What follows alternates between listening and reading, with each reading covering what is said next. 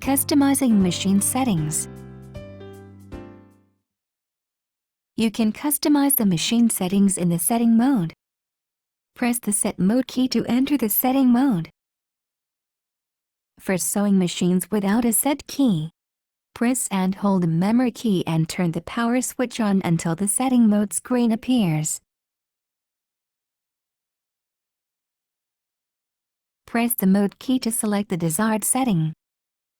Buzzer sound setting. Needle stop position setting.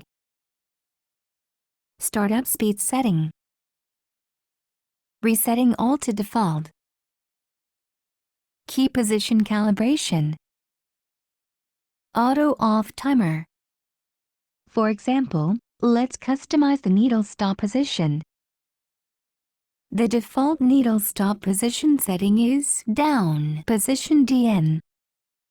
To change the needle stop position setting to up position UP, press the cursor key left and the UP mark will blink. Press the Set key to exit the machine setting mode.